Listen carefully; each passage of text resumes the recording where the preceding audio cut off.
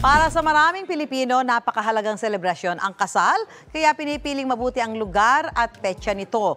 Ang buwan kung kailan maraming kasalang nagaganap, Disyembre! Ano nga ba ang magic na dala ng panahong ito? Narito ang unang balita ni Darlene Kai.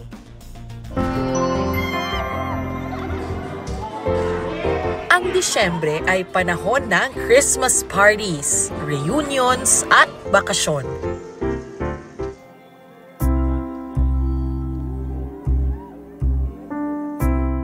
Pero alam nyo bang para sa mga Pilipino, ang Disyembre ay buwan din para sa kasal?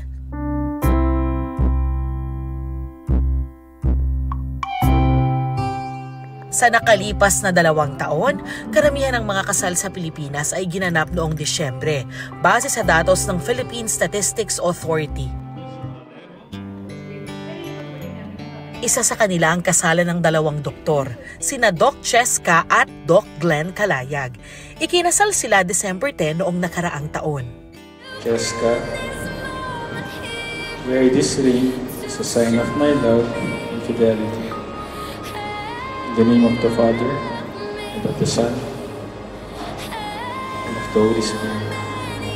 Mahal talaga kita, Glenn, and that I wanted to spend my lifetime with you. Mula sa wedding gown, simbahan, venue ng reception, mga kanta at dekorasyon, talagang pinag-isipan at pinaghandaan ng mag-asawa. We just put all our effort and time. Itong wedding na to, hindi ko kinram. Talagang, when I think about or plan a detail, I make sure na merong tidbits of our love story, may makukwento. Kaya siguro naging maganda siya. Pinili raw nilang magpakasal sa Disyembre dahil festive o masaya ang mood sa panahong ito. Nakamamangha at bongga nga ang kanilang kasal. Pero ang mas importante pa rin daw ay ang tunay na kahulugan ng araw na iyon para sa kanila at kanilang mga mahal sa buhay. Important thing is kaming dalawa, kasama yung asawa mo, nandyan yung family, yung parents. Siyempre, nandyan na rin yung mga godparents at saka yung mga close friends namin na alam namin na every time, anytime na may kailangan kami, nandyan sila sa likod namin. Gustuhin man magplano ng kani-kanilang dream wedding, may ilan tayong kababayan na limitado ang kapasidad.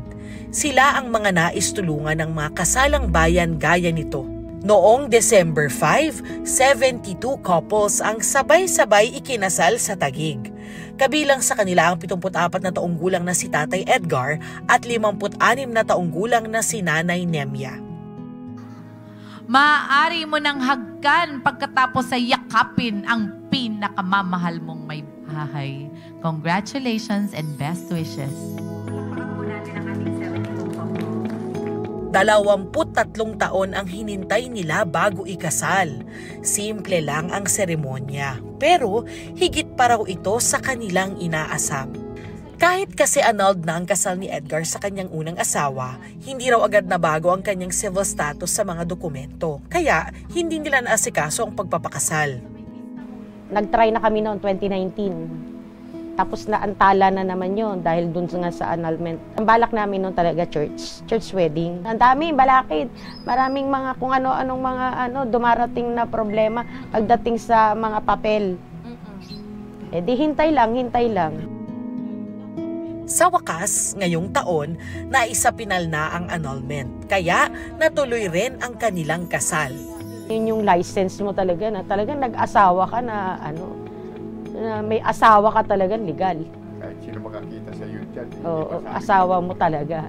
Masaya ako dahil anytime ako na mawala ako, okay na sa akin, masaya na ako. Kasi nakasal na nga. Ayon sa sociologist na si Brother Clifford Sorita, isa sa mga rason kung bakit pinipili ng mga Pilipinong ikasal sa Disyembre ay dahil ito ay kasabay ng holiday season. Nandito na yung pamilya nila at nandito na yung kanilang mga sa buhay. The glitter of the Christmas lights, the glitter of the different Christmas decorations are a good backdrop to what they call the giving the seed, giving their wedding an added special meaning. Para sa maraming ikinakasal, ang mismong araw kung kailan ito gagawin ay isang maliit na desisyon at detalye na lang kumpara sa landas na tinatahak nila papunta roon. Gaya ng love story ni na Doc Cheska at Doc Glenn, dumating sa tamang panahon ang The One.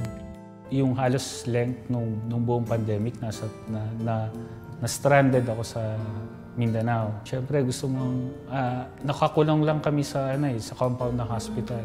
So, minsan pagka mag-uusap kami, medyo wala ako sa mood. Pero every time na ganun, palagi pa rin siya nandyan. Eventually naman yun, na-realize ko na, bakit ko ba papakawalan pa to? Sobrang tiyaga sa akin. I promise that I will always choose you. And even in those times na it will be very hard. And ikaw na yung maging priority. Love you, mahal. Tiyaga, pangunawa at labis na pagmamahal lang din daw ang susi kung bakit tumagal ng mahigit 2 dekada ang pagsasama ni na Tatay Edgar at Nanay Nemya. Alam mo, kaya kita pinakasalan, ito tanda rin ng pagmamahal ko sa iyo. Yung kung oras na mawala ako,